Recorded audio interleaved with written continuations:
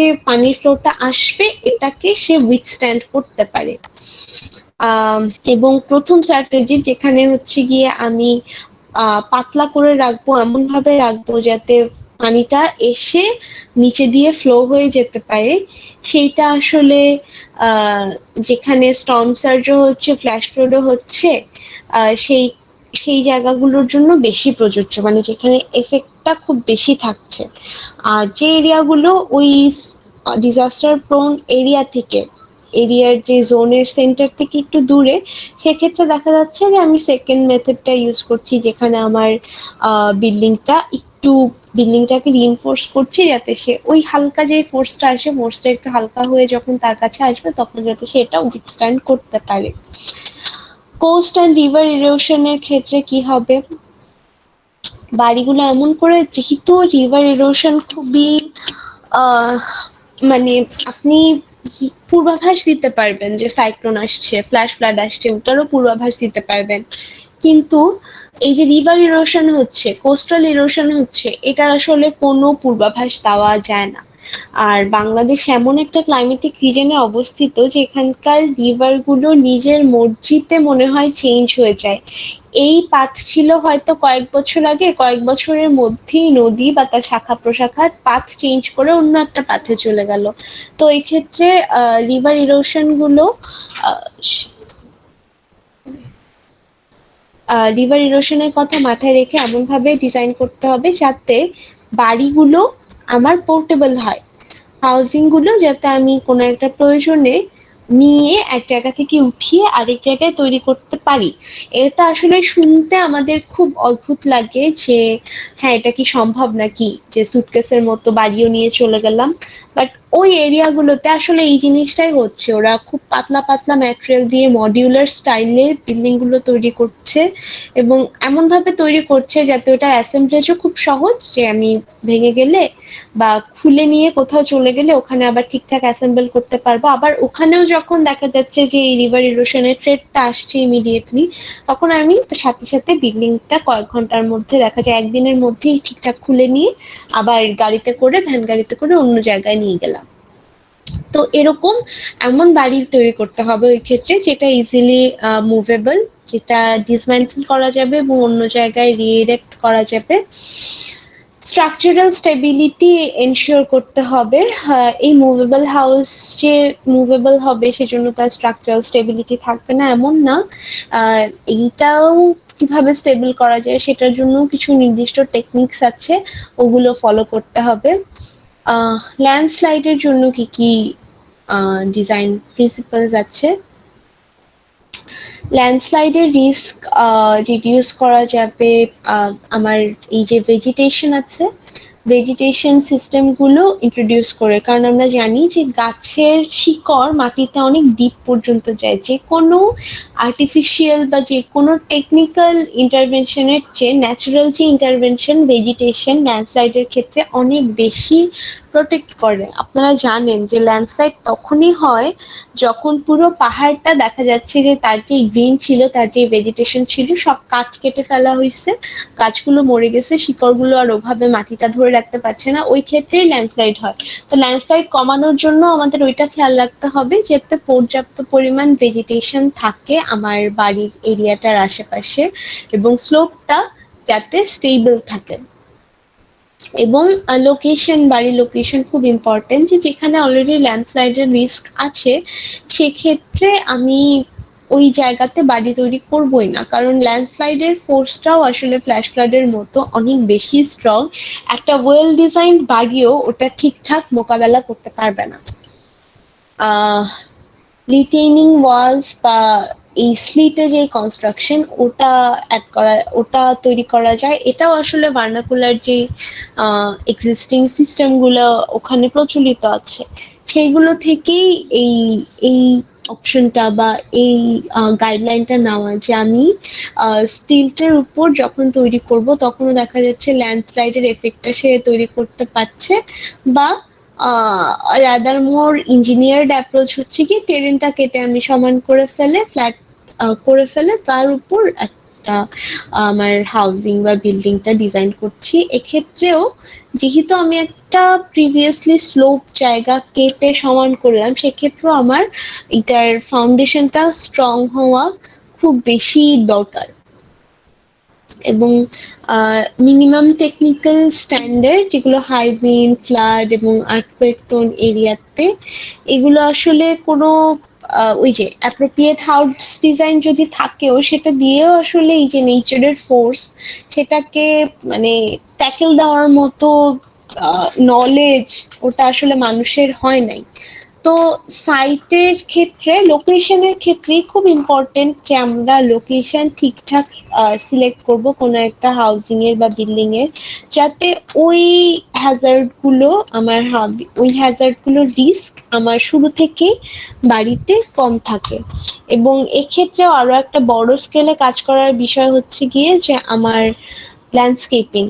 Landscaping is very important, কারণ অনেক ধরনের ন্যাচারাল ডিজাস্টারই দেখা যাচ্ছে যে ল্যান্ডস্কেপিং দিয়েই আমরা অনেকখানি কমিয়ে আনতে পারছি। মানে নেচারের সাথে যদি যুদ্ধ করতে চান, নেচারকেই আপনার সঙ্গী করে নিতে হবে। আচ্ছা, আহ এই আমার সাইক্লোনের high risk area, risk area এবং বিভিন্ন ন্যাচারাল ডিজাস্টারের মোকাবেলার জন্য ওখানে হোমস্টের অর্গানাইজেশনটা কিরকম হবে, সেটার জন্য কিছু স্ট্যান্ডার্ড আছে। এবং এই স্ট্যান্ডার্ডগুলো এইচবিআরআই বিভিন্ন এরকম সাইক্লোন প্রোন এরিয়াগুলোতে ওয়ার্কশপ করেছে। এবং ওয়ার্কশপে তারা আসলে ওখানকার যে ভুক্তভোগী তাদের সাথেই বসেছে, যে আপনারা বলেন যে কি কি করলে জিনিসটা বেটার হয়। লোকাল যে মেসন মিস্ত্রি তাদের সবাইকে নিয়ে বসে যে কিভাবে করলে জিনিসটা বেটার হয়, ডিজাইনগুলো বেটার হয়, আরো বেশি ওয়েদার রেজিস্ট্যান্ট হয় বাড়িগুলো। সবার সাথে মলে বসে, অবশ্যই স্পেশালিস্টও ছিল টেকনিক্যাল, তো সবার সাথে মিলে বসেই এই স্ট্যান্ডার্ড গুলো প্রিপেয়ার করা হয়েছে। তো হোমস্টের অর্গানাইজেশনের জন্য, মানে বাড়িগুলো কিভাবে পাশাপাশি বসবে বা ওটা কিভাবে অর্গানাইজ থাকবে, সেটার জন্য যে স্ট্যান্ডার্ড গুলো আছে, যে হোমস্টে অ্যাটলিস্ট 5 ফিট হতে হবে, যে অ্যাবাভ যে মিন লেভেলটা ওখানকার সারাউন্ডিং ফিল্ড বা পন্ডের যে লেভেলটা, ওটা থেকে অ্যাটলিস্ট আমার 5 ফিট উপরে এটার ইয়েটা থাকতে হবে, বেসটা থাকতে হবে। এই যে হোমস্টের যে এজ গুলো আছে, ওগুলো ডেন্স ভেজিটেশন দিয়ে আমার প্রোটেক্টেড রাখতে হবে। এবং এক্ষেত্রে বিভিন্ন ধরনের ভ্যারাইটিস, মানে এক টাইপের গাছ লাগিয়ে দিলাম তাহলে হবে না, বিভিন্ন ভ্যারাইটির গাছ, কারণ প্রত্যেক গাছেরই কিছু পজিটিভ সাইড থাকে, কিছু নেগেটিভ সাইড থাকে। নেগেটিভ সাইড থাকে না, পজিটিভ সাইড থাকে, সেটা দিয়ে প্রত্যেকে যাতে ইন্ডিভিজুয়ালি ডাইভার্সিফাইড ওয়েতে জিনিসটা প্রোটেক্ট করতে পারে। এবং অনেক সময় দেখা যায় যে আর্থকুয়েক রিইনফোর্সমেন্টের জন্য আর্থকুয়েক বা ন্যাচারাল নেটিং এগুলা অ্যাড করা যেতে পারে। যেসব গাছের হরাইজন্টাল রুট সিস্টেমস আছে, সেগুলো বাড়ি থেকে একটু দূরে প্ল্যান্ট করতে হবে। অনেক গাছ আছে যে শিকড় বেশি গভীরে যায় না, কিন্তু শিকড় চারদিকে ছড়িয়ে যায়, তো সেক্ষেত্রে দেখা যায় যে ওই বাড়ির শিকড় বিল্ডিং এর স্ট্রাকচারের উপর প্রেসার দিচ্ছে, স্ট্রাকচারটা এমনিতেই গাছের কারণে দুর্বল হয়ে যাচ্ছে। তো এই টাইপের হরাইজন্টাল শিকড় রুট সিস্টেম বলা যে গাছগুলো, ওগুলো বিল্ডিং থেকে, হাউস থেকে একটা সাফিসিয়েন্ট ডিস্টেন্সে তৈরি করতে হবে। যে গাছগুলোর ভার্টিক্যাল রুট সিস্টেম, যেগুলো মাটির অনেক গভীরে চলে যায় এবং চারদিকে না ছড়ায়, সেই গাছগুলো বাড়ির কাছে প্ল্যান্ট করা যেতে পারে। রেইন ওয়াটার কালেকশন অ্যান্ড ড্রেনেজটা কিরকম হবে সেটাও বলে দিয়েছে, যে এবং এটাও এই যে যে হাফটা 6 ইঞ্চি ডায়ামিটার পিভিসি পাইপ কাটার, সেগুলো আমাদের দেশে কতখানি কত ডিগ্রি বৃষ্টিপাত হয় সেটা অনুযায়ী, এবং ওই বৃষ্টিপাতটা কিভাবে কোন ভলিউমে অপসারণ করলে যেটা আমার বিল্ডিং এ কোনো প্রেসার দিবে না বা ক্ষয়ক্ষতি হবে না, সেই জিনিসটার জন্য ওইগুলো একদম মাপ মতো করে দেওয়া যাবে। যে 6 ইঞ্চি ডায়ামিটারের পিভিসি পাইপ কাটার রুফে যে আমার ইনস্টল করতে হবে, এবং 1.5 ইঞ্চি মেটাল ইউভি শেপ ক্ল্যাম্পস দিয়ে সেটা ফিক্স করতে হবে।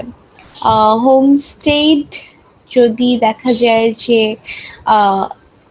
ওই সাইক্লোন উইন্ড এবং স্টর্ম সার্জের ওরকম লোকেশনে তৈরি করা মানে করতেই হবে, লোকেশন মানে রিস্ক ফ্রি লোকেশন পাচ্ছি না, তখন আরসিসি স্টিলতে বিল্ড করাটা বেটার।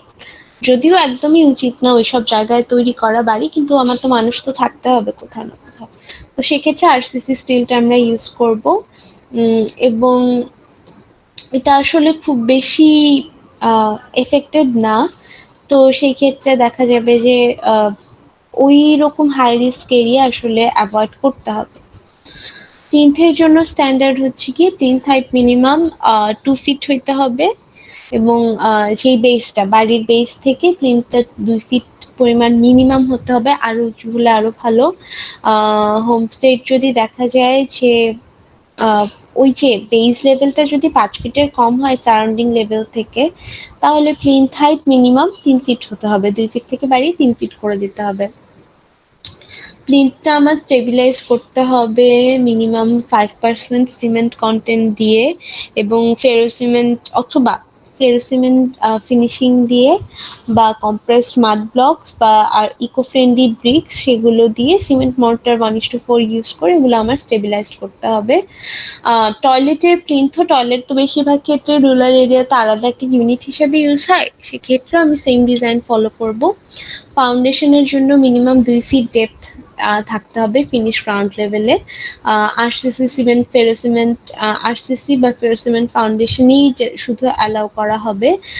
ফাউন্ডেশনের পোলে টি ফুটিং থাকতে হবে, ফুটিংগুলো 5 feet by 5 feet by 17 feet এরকম সাইজের হবে, এবং ওটাতে কম্প্যাক্টেড ব্যাকফিলিং থাকতে হবে। ফাউন্ডেশনের পোলে মিনিমাম 2টা রিইনফোর্সমেন্ট বার থাকতে হবে, 5 ইঞ্চি হাইট ফ্রম দ্য বটম, আর এগুলো মাটির ভিতরে 3 ফিট ডিপ হলে অ্যাটলিস্ট জিনিসটা ইনসার্ট করে দিতে হবে। ফাউন্ডেশন পোলগুলো কাস্ট ইন সিটু হবে। 1.5 ফিটের মতো কংক্রিট 1:2:4 বেসে, অথবা মানে এই সবগুলো হচ্ছে কি অপশনাল, যেখানে আমার যেটা অ্যাপ্লিকেবল বা যেটা করতে সুবিধা সেটা আমরা করব, অথবা ফাউন্ডেশন পোলগুলো আনডিস্টার্বড আর্থে ড্রিল করে দিতে হবে এবং মেসনারি ওয়ার্ক দিয়ে সেটা ইন্টারকানেক্টেড করে দিতে হবে। সুপার স্ট্রাকচারের জন্য স্ট্যান্ডার্ড যে কলামগুলো সেন্টার টু সেন্টার ডিস্টেন্স, কলামের ডায়ামিটার অনুযায়ী দেখা যাবে যে যদি কলাম ডায়ামিটার 5x5 হয়, তাহলে সেন্টার টু সেন্টার ডিস্টেন্স আমার 5.5 ফিটের মতো হচ্ছে। 6x6 হলে centre to centre distance 6 feet, এবং 7x7 হলে সেন্টার টু সেন্টার ডিস্টেন্সটা 7.5 ফিটের মতো হচ্ছে। Wooden column size minimum 3 inch by 5 inch হতে হবে, এবং উডেন কলামের যে কানেকশনগুলো সেগুলো আরসিসি বা ফেরোসিমেন্ট দিয়ে এই কানেকশনগুলো ইউজ করতে হবে।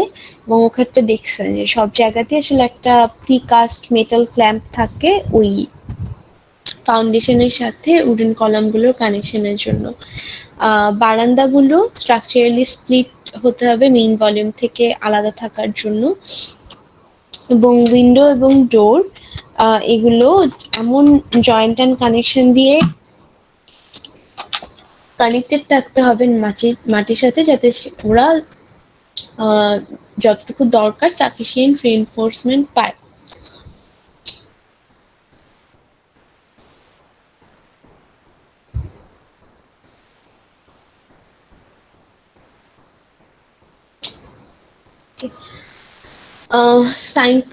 রুফ স্ট্রাকচারের জন্য যে স্ট্যান্ডার্ড সেটা হচ্ছে কি একটা হিপ শেপের রুফ আমার দরকার সাইক্লোন প্রোন এরিয়াগুলোর জন্য। গেবল শেপ রুফ আসলে সাইক্লোন এরিয়ার জন্য অ্যাপ্লিকেবল না, কারণ এখানে ওই যে উইন্ড ফোর্সটা যেই রেজিস্ট করার বিষয়টা গেবল শেপ রুফ আসলে ওই ফ্লোটা রেজিস্ট করতে ঠিকঠাক পারে না। এবং রুফের স্লোপ অ্যাপ্রক্সিমেটলি 30 ডিগ্রি হতে হবে। ক্যানোপির যেই লেন্থ সেটা 1.5 ফিটের মধ্যে লিমিটেড রাখতে হবে। রুফ স্ট্রাকচারে ট্রাস সিস্টেম যদি থাকে তাহলে সেটা খুবই খুবই ভালো। ট্রেডিশনাল যে রুফ স্ট্রাকচার আছে সেটা ট্রাস সিস্টেমে যদি নিয়ে যাওয়া যায়, অথবা রুফের স্ট্রাকচারটা ফেরোসিমেন্ট বা অন্য আরো অনেক ইনোভেটিভ মেথড এইচবিআরআই তৈরি করছে, ওগুলো ইউজ করা যেতে পারে। রুফ স্ট্রাকচারের অ্যাপ্রোপ্রিয়েট সেকশনগুলো, মানে এলিমেন্টের অ্যাপ্রোপ্রিয়েট সেকশনগুলোর ক্ষেত্রে আমার স্ট্রাকচারাল ডিজাইন এবং ম্যাটেরিয়াল চয়েসগুলো মাথায় রাখতে হবে। রুফিং ম্যাটেরিয়াল হিসাবে টিনটা অ্যাভয়েড করতে হবে যদি পারা যায়। ব্রেসিং এর জন্য স্ট্যান্ডার্ড অবশ্যই যে ক্রস ব্রেসিংটা আমার অ্যাপ্লাই করতে হবে, এবং tie down from top to bottom ওটা এনশিওর করতে হবে আমার, যাতে মাটির সাথে খুব স্ট্রং একটা কানেকশন থাকে। জয়েন্টস এর স্ট্যান্ডার্ডস অবশ্যই জয়েন্টগুলো এমন করে মানে দিতে হবে যাতে আমার বিল্ডিং এর, কারণ জয়েন্টগুলোর উপরেই তো আমার সবগুলো ম্যাটেরিয়াল নির্ভর করে, যে ম্যাটেরিয়ালের স্ট্রেংথগুলো, জয়েন্টগুলো এমন ভাবে দিতে হবে যাতে আমার এই যে কানেকশনটা সেটা স্ট্রং থাকে, ম্যাটেরিয়ালগুলো যাতে স্ট্রং থাকে। উড কানেকশনের ক্ষেত্রে ল্যাব জয়েন্ট বেশি প্রেফারেবল। ডাবল নেইলিং, যেটা যে ডাবল নেইলিং করা, সেটাকে সেটা অ্যাভয়েড করতে হবে, এবং ওটা যদি সেকেন্ডারি ম্যাটেরিয়াল মানে সেকেন্ডারি এলিমেন্ট থাকে কোনো, প্রাইমারি আমার ওয়াল টল এগুলো না, কিন্তু আমার যেই ভিতরের পার্টিশন গুলো সেগুলোর ক্ষেত্রে ওয়াল ক্লাডিং এর ক্ষেত্রে আমরা ডাবল নেইলিং ইউজ করতে পারি। Single nailing cyclone prone এরিয়াগুলোতে use করা যাবে না। কোনো দুর্বল নেইলিং সিস্টেমই আসলে আমরা ইউজ করতে পারবো না। করুগেটেড রুফিং সিস্টেমটা এলিমেন্টগুলো ফিক্স করতে হবে। স্টিল কানেকশন প্রি ওয়েল্ডেড হতে হবে যাতে খুলে না যায়। ইনসিটু ওয়েল্ডিংটা অ্যালাউ করে না, প্রিকাস্ট ওয়েল্ডিং বা স্টিল কানেকশনগুলো এখানে আমার ইউজ করতে হবে। ম্যাটেরিয়ালের ক্ষেত্রে যেহেতু এইচবিআরআই ম্যাটেরিয়াল নিয়েই গবেষণাটা করছে, ম্যাটেরিয়ালের ক্ষেত্রে এজন্য ওদের যে গাইডলাইনটা সেটাও অনেক এক্সটেন্সিভ। রিইনফোর্সমেন্ট আরসিসি এলিমেন্টের ক্ষেত্রে কিছু স্পেসিফিক গাইডলাইন আছে। কংক্রিট মিক্সের ক্ষেত্রেও একটা স্পেসিফিক আমার নির্দিষ্ট প্রপোর্শন আছে, ওই প্রপোর্শনটা ইউজ করি আমার এই সাইক্লোন প্রোন এরিয়াগুলোতে ডিজাইন করতে হবে। বিল্ডিং এর লোয়ার পার্ট যাতে আমার এই হিউমিডিটি আর বিভিন্ন ধরনের ইনসেক্ট অ্যান্ড রডেন্টের অ্যাটাক রেজিস্ট করতে পারে সেটার ব্যবস্থা রাখতে হবে। যদি বাঁশ ইউজ করা হয় সেক্ষেত্রে ন্যাচারাল বা কেমিক্যাল বিভিন্ন ট্রিটমেন্ট যা আছে সেটা করে রাখতে হবে যাতে সেটা খুব ইজিলি নষ্ট না হয়ে যায়। স্টিল ফ্রেমের ক্ষেত্রেও এরকম অ্যান্টি করোসিভ পেইন্ট ইউজ করতে হবে যাতে মরিচা টরিচা না ধরে। ফেরোসিমেন্টের ক্ষেত্রে যে স্পেসিংটা হচ্ছে, আমি যে জালিটা দিচ্ছি বা যে কোনো যে রিইনফোর্সমেন্টটা যাচ্ছে সেটা স্পেসিংটা ম্যাটেরিয়ালটা এগুলো বিএনবিসির গাইডলাইন ফলো করতে হবে। ব্রিক্স বা মেশিনারি মডিউলস যা ইউজ করা হচ্ছে সেটা ইকো ফ্রেন্ডলি ফ্যাসিলিটি থেকে নিতে হবে, এবং বিল্ডিং ম্যাটেরিয়ালগুলো যাতে ফুয়েল ইউজ এবং এয়ার পলিউশনে বেশি একটা রেজাল্ট না রাখে সেইভাবে সেরকম ম্যাটেরিয়ালস ইউজ করতে হবে। টিন শিট অ্যাভয়েড করতে হবে, বা টিন শিট যদি ইউজ করতে হয় মিনিমাম 0.36 গজ থিকনেসের গ্যালভানাইজড টিন শিট ইউজ করতে হবে, এবং প্লাস্টারিং 12 মিলিমিটার হতে হবে, এবং স্যালাইন প্রোটেক্টিভ কেমিক্যাল সলিউশন দিয়ে এটা রাখতে হবে যাতে ওয়ালগুলো ক্ষতিগ্রস্ত না হয়। রেগুলার ফ্লাডিং তো আমরা পড়লাম। এখানে কিছু অল্টারনেটিভ সিস্টেম ইন্ট্রোডিউস করা হয়েছে যে রেগুলার ফ্লাডিং এর জন্য, এগুলো তো স্ট্যান্ডার্ড ছিল আমাদের, এবং অল্টারনেটিভ যেসব স্ট্যান্ডার্ড আছে সেগুলোর ক্ষেত্রে এগুলো আসলে রেগুলার যেই সিস্টেমটা সেটার সাথে অল্টারনেটিভ সিস্টেমটা অনেক ক্ষেত্রে ওভারল্যাপ করে যাবে, তো সেটা নিয়ে আর বলছি না, বেশিরভাগ ক্ষেত্রে আসলে ওভারল্যাপ করে যাবে। আচ্ছা, আর্থকুয়েকের হাই রিস্ক এরিয়া। আচ্ছা, আপনাদের কত মিনিট বাকি আর? 6 মিনিট ম্যাম। আচ্ছা ঠিক আছে, শেষ হয়ে যাবে।